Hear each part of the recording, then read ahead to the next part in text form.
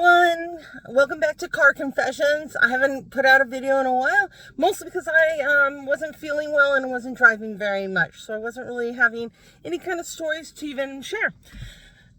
Last night I had, okay, let me first go backwards. A lot of times when I'm driving Lyft, people treat it very much like you would treat a bartender, where there's like things they say to you that they normally wouldn't say to you in any other situation, or maybe wouldn't even share with their best friends or, you know, their lovers or whatever. They, you know, they feel safer telling you because it's like throwing it into a trash can and it'll never come back. So one of my riders last night asked me about my license plate, was Army, and so we talked about my Army service. They had tons of questions about the Army, and then they asked me, so you're married, you have kids? And while that might seem like an intrusive question, it was a husband and wife team, and I don't mind sharing all the things. Everyone knows I'm an oversharer anyway, and so they must have smelled that on me, that I'm an oversharer. So I said, yeah, you know, I was married and I'm divorced now. And so we were talking about things and they were like, so what happened? Like, what caused the divorce? And I shared with them, which maybe I've shared before on this channel, that when I got married, I knew when I was going down the aisle that I shouldn't be getting married, that this was not the dude for me. This was not my forever man. But I was like wrapped up in all the things, and I was young and I really wasn't standing up for myself like I would now. And so I got married and we didn't stay together very long at all. But he was a great guy. He was a very nice man. He never, hit me, never abused me, any of that stuff. We were not meant for each other, or I was not meant for him. So I share this with them. You know, I walked down the aisle and like I was so dumb, and I just kept every step. I knew it, boom, boom, boom, I shouldn't be doing it. And the husband turns to the wife and goes, honey, was that what you were thinking too? And I start laughing.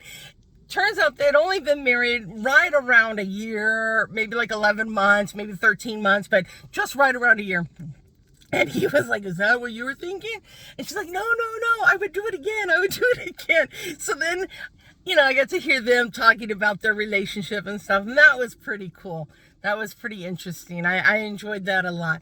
I had another lady, a couple, maybe last week. No, maybe like 4 or 5 days ago. And she was a very big girl, like me, but even more so. She later shared with me what she weighed. I know it's a substantial amount, but you know, whatever, everyone has their things. So she approaches my car from the driver's side.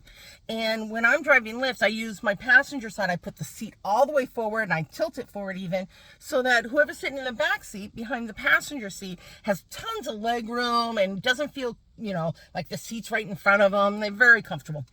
And so I tell her, I roll the window down and I say, hey, you're welcome to sit wherever you want, but you're definitely going to have more leg room if you want to sit on this side. Thinking nothing of it, because I say it to everyone who approaches and it looks like they're going to sit behind me.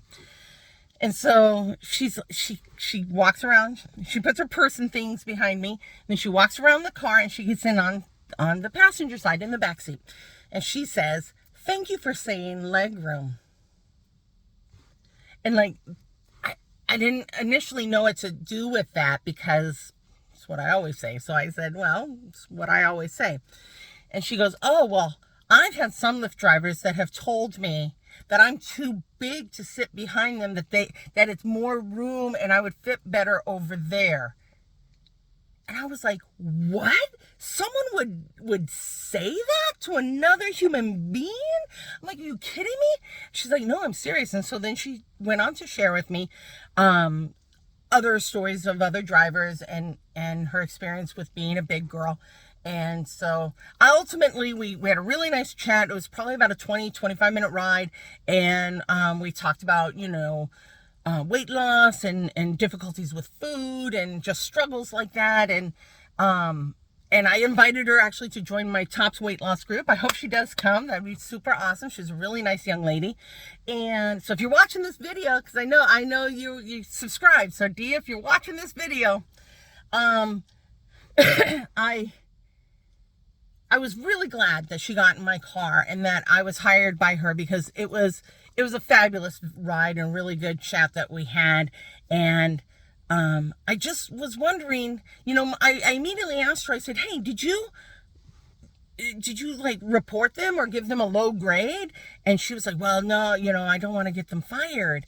I'm like, well, we don't get fired if we get negative ratings. You just won't, if you rate them a 3 or less, then you'll never get paired with them again. So if you don't ever want to get that human being again as your driver, then rate them a 3 or less, and definitely put in a comment, because Lyft cares about, and Uber cares about, their drivers and what kind of image they're giving the company and to the public, because we're the front facing folks for those two companies. And so she's like, yeah, I'm going to do that from now on. I'm like, good for you. So here's a cautionary tale. I mean, not a cautionary tale. Here's some advice. Absolutely rate your drivers what they deserve. Don't be afraid of giving them a lower rating. You're never going to see them again, or the chances are that, very slim. You're not going to run into them in your day-to-day life. They're not going to come chasing after you if they get fired or, kicked off the platform. They aren't told exactly who gives what ratings and who says what comments. Like, all the comments I get have always been very nice, but I don't know who gave them. Sometimes they'll say something that, oh, I knew that's what we talked about, or I know who that was, or whatever. But I mean, I can't find them again. I can't, there's no connection there. So please rate your drivers on Uber and Lyft exactly as they should be.